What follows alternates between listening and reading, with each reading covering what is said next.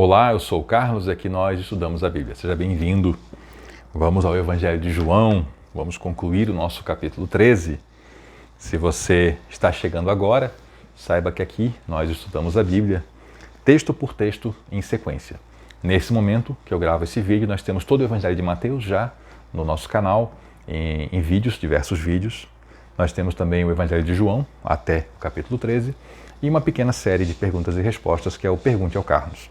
Dê uma explorada no canal, conheça esse material e aproveite também para conhecer um pouquinho mais da Palavra de Deus. Estamos aqui no verso 31. A cena é: Jesus e seus discípulos estão celebrando a Páscoa dos judeus, e Jesus lavou os pés dos discípulos, explicou coisas para eles. Judas decidiu levar adiante a traição de Jesus, foi honrado por Jesus nessa ceia e se retirou então para a escuridão da noite para concluir a sua traição, o seu ato de maldade. Assim que Judas saiu, Jesus disse assim: chegou a hora de o Filho do Homem ser glorificado e por causa dele Deus será glorificado. Filho do Homem, nós já vimos isso, é uma expressão do Antigo Testamento que designa o Messias. E ele falou: olha, chegou a hora do Filho do Homem ser glorificado. E qual é a glorificação do Filho do Homem? E desta forma, então, a glorificação do Pai? É a cruz. A cruz, ela é uma revelação e ela também é um mistério para aqueles que não se voltam para ela. Porque a cruz é o instrumento máximo de execução dos piores bandidos, dos de mais baixo nível. E ela é a glorificação de Jesus Cristo. Ela é o objeto para onde nós nos voltamos nos nossos corações, para termos a comunhão com Cristo e entendermos que é por causa daquela cruz que tudo mudou e que nós hoje temos acesso aberto ao Pai. Uma vez que Deus recebe glória por causa do Filho, Ele dará ao Filho a sua glória de uma vez por todas. Aqui é um processo de entrega. Jesus recebeu a permissão do Pai de vir à Terra e se entregar e glorificar o Pai. E como Ele glorifica o Pai, entrega a sua glória, o Pai entrega essa glória para Jesus.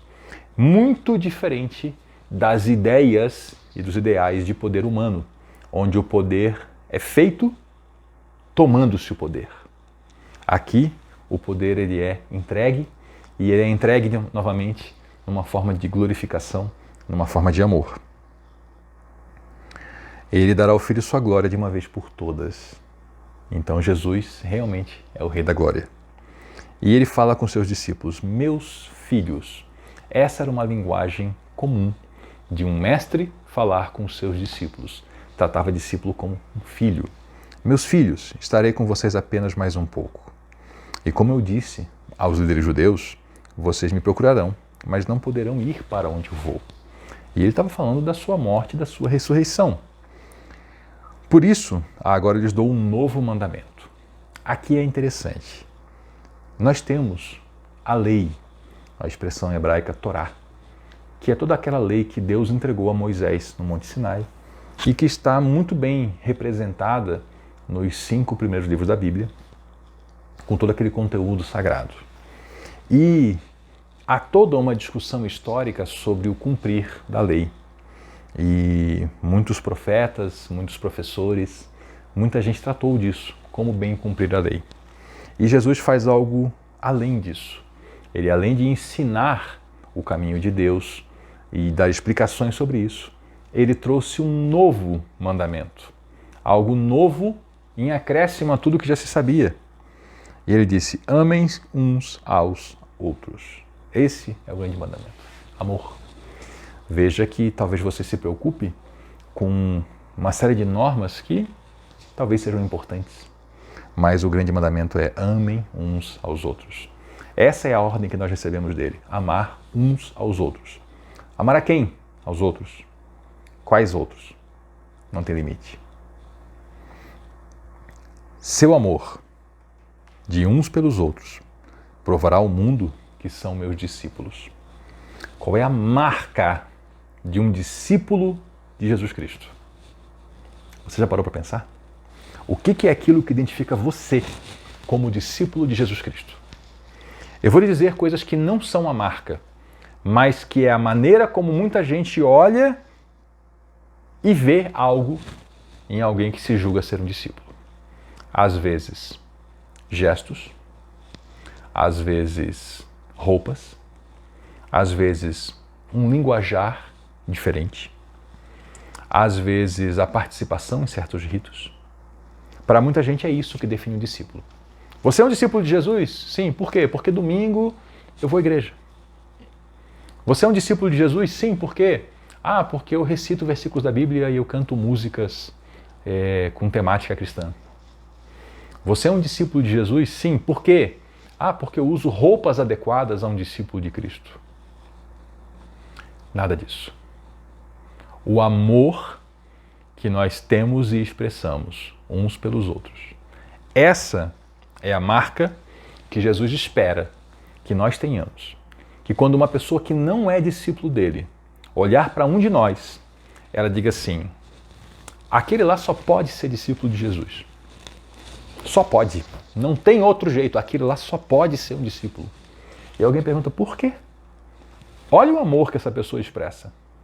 Isso é marca de discípulo de Jesus. Meus amigos, da antiguidade, lá no começo da igreja, enquanto Roma ainda era o poder opressor contra o povo de Deus, isso foi registrado nas páginas da história. Há relatos históricos, hoje com quase 2000 anos de idade, de pessoas de alto poder em Roma, e é mais de um relato que acontece, que comentam isso, sobre o amor que aqueles judeus, que eles julgavam que os cristãos eram todos judeus, que aqueles judeus tinham uns pelos outros. Há um relato, inclusive, que um oficial da corte romana, ele relata que é impressionante o como os cristãos cuidam dos seus órfãos e dos seus necessitados. E ele acrescenta, e também dos nossos. Eles se impressionavam, aqueles romanos, porque os cristãos cuidavam dos necessitados dos romanos. Ou seja, não era uma questão de o nosso grupo, é quem precisa a gente ajuda. Essa é a marca do discípulo. E é esse mandamento que nós recebemos de Jesus. O mandamento é nos amarmos. Esse é o mandamento. E é assim que nós devemos ser reconhecidos pelos outros. E por nós mesmos também. Pelo amor. Essa é a marca. Esse é o diferencial. Portanto, sempre que você se engajar numa discussão, numa conversa sobre religião, com uma pessoa que tem uma visão diferente da sua, lembre desse mandamento.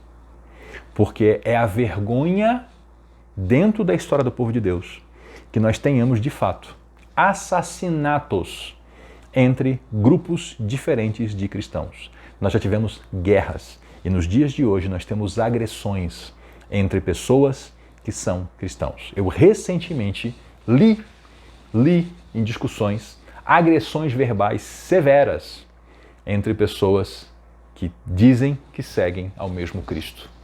E onde está a marca do amor?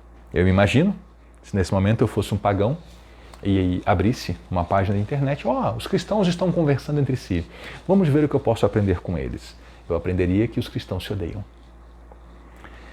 Precisamos mudar. Precisamos mudar. Simão Pedro, então, perguntou a Jesus, ele tinha acabado de falar que onde ele ia, os discípulos não podiam ir. Ele falou, Senhor, para onde é que o Senhor vai? Onde é que o Senhor está indo? Como assim a gente não pode ir, né? E respondeu Jesus, para onde eu vou, vocês não podem ir agora, mas me seguirão mais tarde. Não naquele momento. Aquele momento era o momento dele, de Jesus. Ele caminhava para a morte. Os discípulos caminharam para a morte mais tarde. Mas, Senhor, por que eu não posso ir agora? Perguntou Pedro. Eu estou disposto a morrer pelo Senhor. Pedro tinha essa força nas palavras. E Jesus respondeu assim, morrer por mim, Pedro? Morrer por mim? Morrer por mim? Eu vou lhe dizer a verdade, Pedro. Antes que o galo cante, você me negará 3 vezes. Isso foi muito duro. Nós veremos essa história um pouco mais adiante. Mas Pedro, naquele momento, estava com um ímpeto muito poderoso nas suas palavras, que infelizmente não correspondia ao ímpeto do seu coração. Essa conversa aqui, ela não interrompe. Ela continua no capítulo 14. É o mesmo discurso, é a mesma conversa, é a mesma janta, a mesma festa. Continua. Por que a gente tem divisão em capítulos? Para facilitar o estudo. Capítulo e versículo é um recurso didático. Capítulo e versículo não faz parte do texto original, não é, portanto, algo consagrado, santo. É uma divisão criada por pessoas para facilitar o estudo. Inclusive tem divisões de capítulo e versículo que são diferentes. Nós aqui na nossa tradição não temos, mas existem outras tradições em outros países que adotam uma divisão um pouco diferente. Inclusive no Brasil nós temos uma pequena diferença. Se você pegar lá no livro dos Salmos, uma Bíblia de publicação católica e uma de publicação protestante, chega um ponto que a numeração muda, porque uma dessas edições junta 2 salmos num só, e aí a numeração então fica diferente. Para você ver que não é a numeração uma coisa santa, mas é um recurso didático. E também esses títulos, por exemplo aqui, esse texto que eu acabei de ler, tem um título em negrito que fala assim, Jesus prediz a negação de Pedro. Esse título não está lá no original, é um título do editor. E varia de tradução para tradução, de edição para edição, tá? Então o que você lê nesse texto não considere isso como escritura sagrada, é só um auxílio para quando a gente procura um texto, aparece em negrito, a gente acha mais fácil. É só isso, tá? E eu alerto isso porque eu já vi discussão teológica baseada em título. E o título não é escritura sagrada. E quem estava na discussão não sabia disso, né? E foi tomado de surpresa. Puxa, eu achei que fazia parte da Bíblia. Não, não faz parte.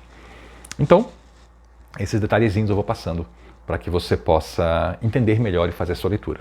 Lhe convido a conhecer nosso canal, dê uma explorada aqui nos vídeos para conhecer mais conteúdos e faça aquelas coisas legais de internet que você sabe que são importantes para quem cria conteúdo.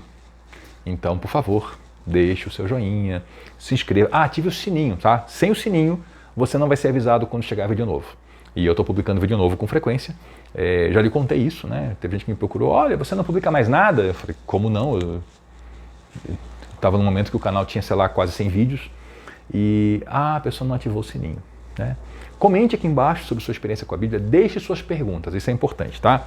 Não guarde suas dúvidas, expresse elas, eu vou juntando as dúvidas e eu monto aqueles vídeos, pergunte ao Carlos e eu respondo as suas dúvidas, tento atender da melhor maneira possível e compartilhe esse material com alguém que você acha que vai ter bom proveito dele. Muito obrigado por nos acompanhar até aqui, até a próxima. Eu sou o Carlos e aqui nós estudamos a Bíblia. Até lá!